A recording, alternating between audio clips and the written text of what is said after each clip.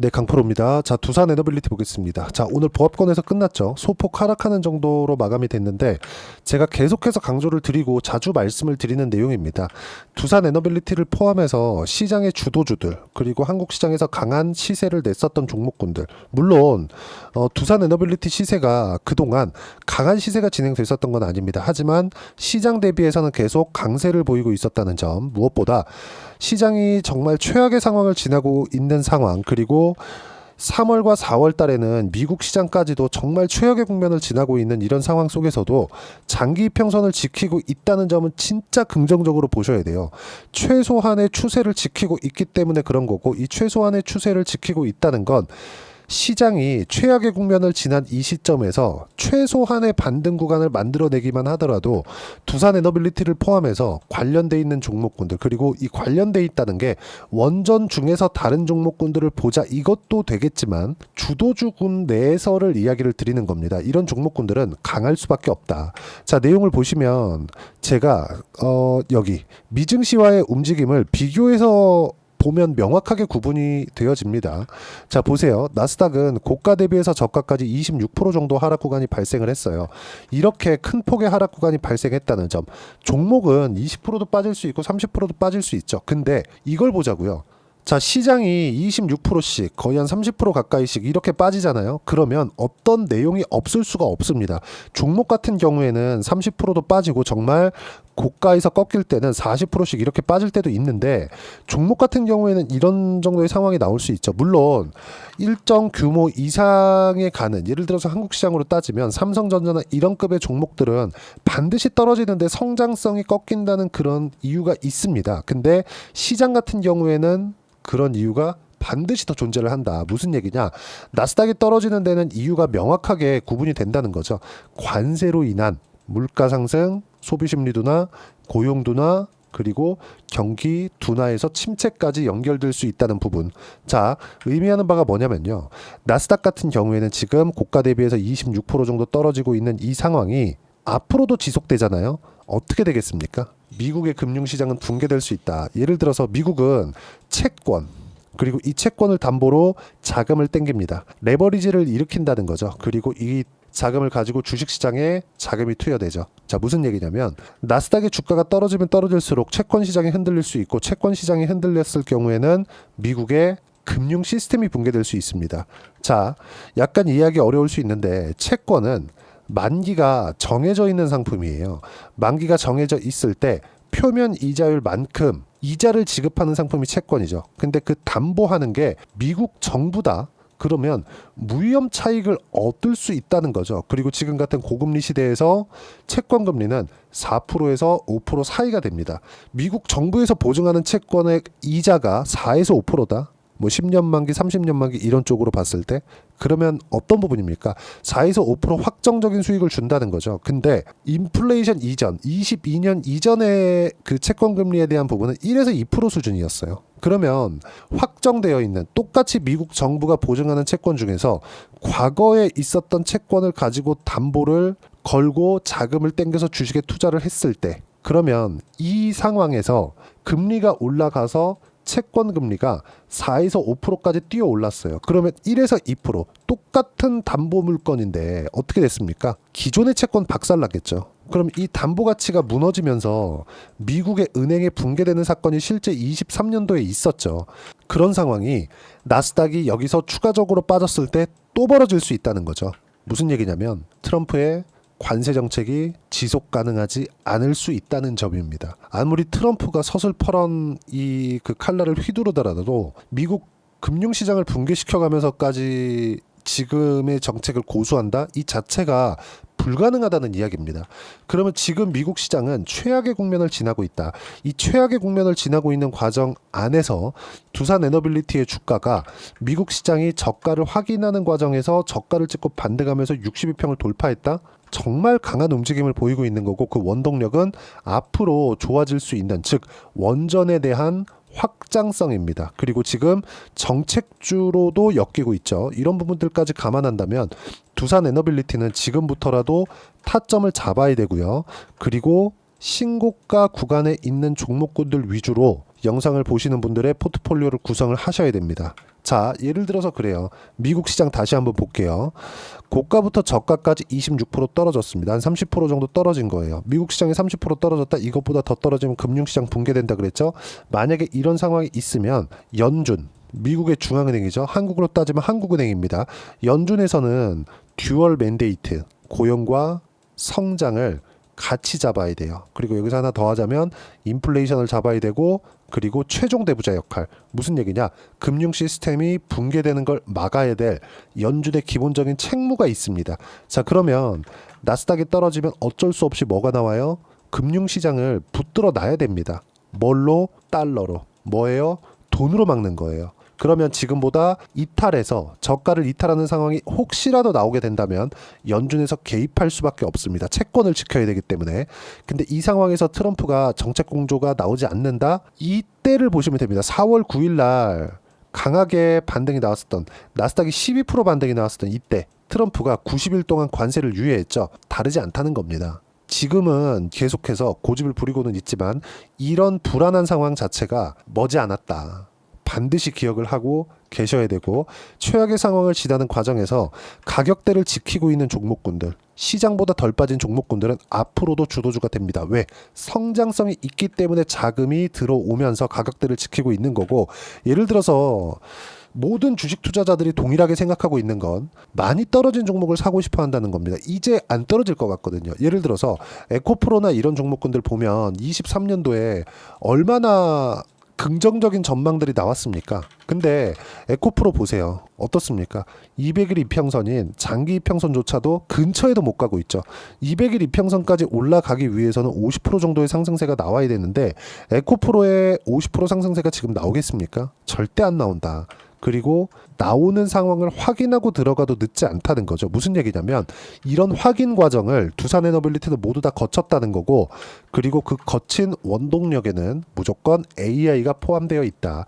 지금은 관세 정책에 매몰돼서 미국 시장도 많이 불안하고, 사실상 트럼프 말 한마디 한마디에 시장이 변화한다는 게 이게 말입니까? 이게 말도 안 되는 상황이 벌어지고 있는 거죠. 이 상황 자체는 이제 진짜 머지않았다. 그리고 이 상황 속에서도 시장에서 강한 시세를 유지하고 있는, 최소한의 시세를 유지하고 있는, 추세를 유지하고 있는 종목들을 공략을 해야 시장이 안정 구간에 접어들었을 때 안정적인 움직임을 보일 수 있다는 거고, 이런 얘기를 하는 분들도 있어요. 자, 생각해 보세요. 미국은 너무 많이 올랐고 트럼프 불확실성으로 인해서 끝났다. 그래서 다른 쪽으로 자금을 옮겨야 된다. 일부는 맞고 일부는 틀릴 수 있어요. 근데 우리가 본질을 생각해 볼게요.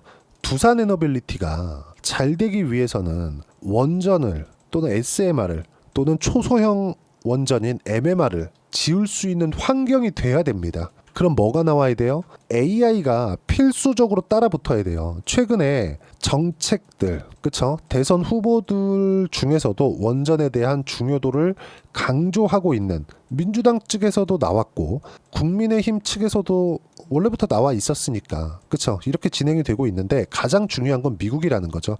체코 원전 중요합니다. 유럽 쪽으로 진출할 수 있는 교두보를 마련할 수 있는 척도가 될 수 있어요. 그리고 우선협상 대상자로 선정이 되었을 때도 이미 신고가 구간에 있었고 등락 구간은 있었지만 이 등락 구간에서 최소한의 시세를 지켜왔고, 이 최소한의 시세, 즉 추세를 지켜온 과정에서 장기 평선을 지켜왔다는 것만으로도 긍정적인 내용으로 볼 수 있지만, 여기서 정말 고가를 뚫고 5만원, 10만원 이렇게 상승할 수 있는 부분은 우리가 미국 쪽으로 수주가 들어와야 된다는 겁니다. 그러려면 체코 원전보다 미국 시장을 보는 게 맞고, 가장 중요한 점, 미국 시장은 최악의 상황을 지나왔기 때문에 지금부터 타점을 잡아도 늦지 않다는 거죠. 그리고 이 최악의 상황을 지나오는 과정에서 반등하고 62평을 돌파하는 과정에서 22평이 돌려 세울 때까지 약간의 기간 조정 구간이 있을 수 있습니다. 마지막 기회가 될 수 있고 10만 원 이상 올라갈 수 있다. 무슨 얘기냐? 체코 원전 중요한 거 압니다. 하지만 미국 시장이 더 중요하다. 반드시 기억을 하고 계시고요. 미국 시장에 대한 움직임, 그리고 AI 관련된 종목군들의 움직임, 이 모든 내용들은 제가 여기 소통방에서 무료로 공유를 해드리고 있습니다. 자, 내용 보시면 코스피 코스닥 보합권 마감이고요. 나스닥 선물 약세 영향이 있었습니다. 나스닥 선물 약세 같은 경우에는 관세 때문이죠. 이거 말고는 답이 없다. 그쵸? 그리고 트럼프 관세가 시장을 흔들고는 있지만 시장이 크게 흔들릴수록 정책 동력은 잃을 수밖에 없다. 왜? 미국은 주식시장과 연계되어 있는 금융 시스템 환경이 갖춰져 있기 때문에 나스닥이 흔들리면 흔들릴수록 채권 시장으로 번지고 채권 시장이 불안해지면 시스템 리스크, 즉 금융 위기로 번질 수 있기 때문에 그렇습니다. 현재 상태를 계속한다면 트럼프 탄핵도 가능한 상황이 나올 수 있고요. 물론 그 구조는 다르지만 영국 총리 리즈 트러스 총리입니다. 45일 만에 퇴임을 했어요. 왜 그랬을까요? 텍스컷, 법인세를 낮추고 소득세를 낮춘다는 정책을 발표하면서 파운드화가 완전히 박살이 나는 상황이 벌어졌고 트러스 총리는 반발에 못 이겨서 내려올 수밖에 없었습니다. 트럼프도 불가능한 시나리오가 아니다. 지금 상태가 지속된다면. 생각해보세요. 트럼프 말 한마디에 주식시장이 흔들리고 채권시장이 흔들린다. 달러 가치까지 위험에 빠질 수 있다. 이걸 그대로 두고 볼 수 있겠습니까? 말도 안 되는 거죠. 자, 그러면 지금 최악의 상황을 지나고 있는 이때 그나마 추세를 유지하고 있는, 그리고 미국 시장이 안 빠지는 상황, 최소한 저가를 이탈하지 않는 상황이 지속이 됐을 때 두산 에너빌리티의 시세는 62평을 돌파하는 그런 정도의 상황까지 나왔다는 점. 자, 그러면 이런 부분들을 소통방에서 제가 계속해서 실시간으로 그쵸? 타점 공유를 해드리고 있고 4월 18일 지난주에도 매수 타점을 잡아드렸고요. 쭉 올려서 보시면 두 차례에 걸쳐서 제가 매수 타점을 잡아드렸습니다. 여기 4월 10일 날도 보면 제가 그쵸? 어때요? 두산에너빌리티 시장가 매수 딱 반등 시점, 반등 확인하는 과정에서 정확하게 매수 타점을 잡아드렸다는 점, 이 모든 부분을 소통방에서 무료로 공유를 해드리고 있으니까 구독과 좋아요 눌러주시면 무료 입장 가능하고요. 댓글 하나씩 달아주시고 입장 링크는 여기 010-8713-1916으로 구독이라고 문자 보내주시면 소통방 입장 링크 순차적으로 공유를 해드리도록 하겠습니다. 자, 그리고 소통방에서 진행하는 건 무조건 가격적인 부분입니다. 이 가격을 정확히 보고 내가 매매 구간을 잡았을 때 어느 정도까지 수익을 볼 수 있는지, 소통방에서 진행하는 내용을 그대로 따라왔을 때 수익 구간 어느 정도 되는지 실제 제 계좌 내용, 매매한 내용을 가지고 이야기를 드리면 조회를 눌러가면서 보여드리고 있습니다. 조작이 불가능하다는 거고, 자, DI 같은 경우에는 삼성전자 또는 하이닉스가 강할 때 시세를 냈었던 종목이에요. 자, 내용 보시면 어때요? 신고가 구간에서 가죠. 두산에너빌리티 지금 어떤 종목? 신고가 종목. 신고가는 뭐? 주도주. 이때는 뭐예요? 반도체가 주도주였을 때예요. 어때요? 수익 구간 25%, 14%. 자, 최근에 바이오 중에서 ABL 바이오 엄청나게 강하죠. 어떤 구간을 지나오고 나서 시세가 나왔는지를 확인하면 됩니다. 어떤 구간입니까? 신고가 구간입니다. 어때요? 매수, 그리고 상승세 70%대 수익 구간. 그쵸? 이것뿐만이 아닙니다. 최근에 조선주도 강하죠. 한화, 오션 같은 경우에 보면 어때요? 상승 구간. 신고가 구간을 확인하고 나서 매매 구간을 잡았고 수익 구간은 57%씩 이렇게 수익 구간이 터진다. 이런 내용들을 소통방에서 무료로 공유를 해드리고 있으니까 구독과 좋아요 눌러주시고요. 댓글 하나씩 달아주시고 입장 링크는요.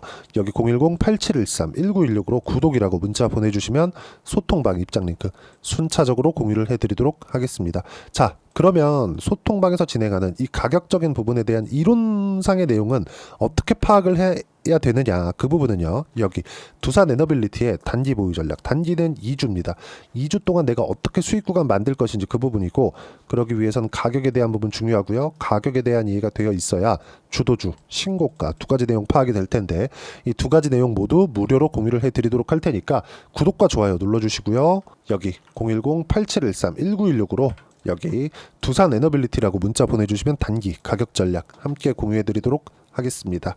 자, 1월달, 2월달 시장이 괜찮았습니다. 이렇게 시세를 냈었던 것도, 수월하게 낼 수 있었던 것도 시장이 괜찮았기 때문이에요. 자, 그러면 지금은 어떤 부분을 봐야 되느냐? 시장이 괜찮아질 때를 예상하는 게 아니라 가격적으로 확인하는 작업이 필요합니다. 근데 최악의 국면 지났다 그랬죠. 그리고 나서 강세를 보였었던, 가장 빠르게 반등이 나왔었던 종목군들 어떻게 공략을 해야 되는지 그 부분을 보자는 겁니다. 그리고 주도주를 공략하는 과정에서 작년에 변압기 쪽 엄청나게 강했죠. 재룡 산업 같은 경우에도 보면 내용 보시면 어때요? 신고가 구간에서만 공략을 하잖아요. 16%, 34% 수익 구간이 발생한 게 이때입니다. 신고가 이후에. 지금도 마찬가지라는 거죠.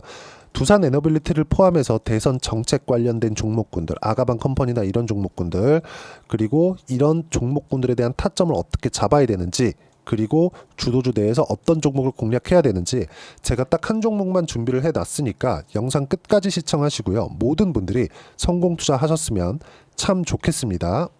네, 4분기가 돼도 시장의 회복세가 나오지 않고 있습니다. 미증시는 계속해서 좋은데 한국 시장은 어려운 구간이 계속됩니다. 이 가운데서도 영상을 끝까지 시청해 주시는 분들을 위해서 제가 4분기 그리고 25년 1분기까지 주도할 수 있는 주도주를 준비를 해왔습니다. 같이 공유를 해드릴 거고요. 이런 부분들을 제가 계속 같이 매매를 하고 있습니다. 자, 내용 보시면 1분기와 2분기 그리고 1분기부터 3분기 지금까지도 강세를 보이고 있는 알테오젠과 같은 종목군들 다 제가 매매를 해왔었던 종목군들이고요. 최근까지도 매매를 같이 해오고 있습니다. 자, 저는 가장 투명하게 공개를 하고 있죠. 제가 매매하는 내용들을 다 오픈을 해서 이야기를 드리고 있습니다. 실제 제 계좌 수익률들이고요.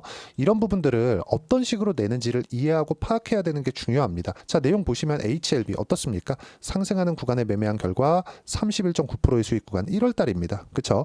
이걸 제가 5월 달까지 매매를 꾸준하게 해왔고 마지막 매매는 6월 달에 끝냈습니다. 하한가 두 방을 피하고 다시 마지막에 그쵸? 20% 정도 수익 구간까지 이 부분도 확인시켜 드릴게요. 알테오젠 같은 경우에는 여기 5월과 6월 달에 매매한 내용인데 매수 타점을 2번 잡았죠. 그리고 매도를 4번 잡은 결과 33%의 수익 구간 한 군데에서만 이렇게 나온 거고 이 부분을 다시 한번 확인해 보면 자, 알테오젠을 한번 쳐보겠습니다. 알테오젠 딱 쳐보면 제가 여기 2월과 3월 달 그리고 5월과 6월 달 그리고 9월 달까지 매매 구간을 꾸준하게 만들어 왔죠. 여기서 눌림목 구간을 한번 더 준다면 다시 매수 구간을 잡을 예정이지만 지금은 4분기 그리고 내년 1분기까지 주도주가 어떻게 형성이 되는가 그리고 어떤 종목을 잡아야 되는가 그 부분이 중요하니까 그 부분에 대해서 이야기를 드리도록 하겠습니다. 자, 내용 보시면요. 이 내용을 모두 수렴하고 있어야 된다. 이 세 가지 내용만 갖춰져 있으면 주식시장에서 나 혼자 나 스스로도 꾸준하게 수익이 나는 주도주를 잡아낼 수가 있습니다. 자, 내용 보시면 8월 5일날 시장 폭락이 나왔죠. 미국의 경기 침체 우려감이 불거지면서 시장이 폭락이 나왔는데 그 시장 폭락 구간 안에서도 가장 강했었던 업종이 뭔가 이 부분을 체크를 해보셔야 되고요.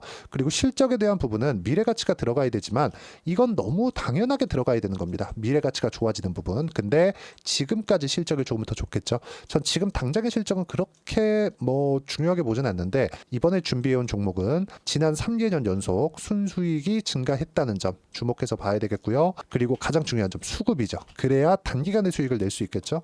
이건 뭐냐? 저점 매집봉이 꾸준하게 나오고 있는가? 외국인들의 미친 매집이 나오고 있는가? 이런 부분인데 이 종목이 뭐냐? 제가 이렇게 차트로 준비를 해왔습니다. 자, 내용을 간단하게 보셔야 돼요. 폭등 전에 꾸준하게 매집봉이 나오는가? 그리고 시장 폭락 즉 시장보다 강한 움직임을 보이고 있는가. 여기가 8월 달입니다. 8월 달에 똑같이 폭락이 나왔지만 회복하는 과정에서 빠르게 회복 구간을 만들어냈죠. 제가 종목만 띡 던져 드리는 게 아니라 아까 전에 말씀드렸었던 대로 여기 소통방에서 어떻게 대응하는지 그리고 어떻게 가격대를 잡아야 되는지 이런 부분까지 제가 함께 공유를 해드리고 있으니까 이 내용 확인해 보시면 됩니다. 시장에서 강한 종목은 제가 모두 참여해서 매매를 하고 있다고 보시면 됩니다. 자, 그런데도 불구하고 제가 왜 15에서 30%냐? 구간별로 달라진다는 거죠. 그렇죠? 내가 정확하게 바닥에 잡아서 이쪽에서 팔고 나올 수 없다. 그렇기 때문에 이런 부분을 이해하는 부분이 필요합니다. 그렇기 때문에 제가 여기 소통방에서 책임감을 가지고 운영을 하고 있다는 점. 자, 그러면 이 내용이 1분기와 2분기는 HLB, 1분기부터 3분기까지는 알테오젠, 그리고 4분기부터 25년 1분기까지 그렇죠? 이 종목을 준비해 왔으니까 받아가셔서 모든 분들이 수익을 내셨으면 좋겠고요. 이 내용은 여기 010-8713-1916으로 주도주라고 문자 보내주시면 제가 여기 소통방 초대와 함께 4분기 주도주 함께 공유를 해드리도록 하겠습니다. 시장이 너무 어렵습니다. 이 어려운 상황 속에서도 정말 꾸준하게 수익을 내기 위해서는 주도주 내용을 반드시 파악을 하셔야 되고 이 주도주를 가지고 매매를 하시면 충분하게 수익 구간을 만들 수 있습니다. 허황되게 50%, 100% 이런 식으로 이야기 드리지 않습니다. 그리고 이 내용을 꾸준하게 내가 실현시켜 갈 수 있는가 이런 부분이 너무 중요합니다. 이 내용에 대해서도 제가 소통방에서도 이야기를 드리겠지만 이 종목 딱 받아가셔서 한번 경험해 보시면 완벽하게 주도주 매매만 하실 수 있을 거니까 이 내용 010-8713-1916으로 주도주라고 문자 보내주시면 제가 소통방 초대와 함께 주도주를 확인시켜 드리도록 하겠습니다. 타점이나 그런 부분까지 함께 제가 공유를 해 드릴 테니까 받아가셔서 충분한 수익 내셨으면 좋겠습니다.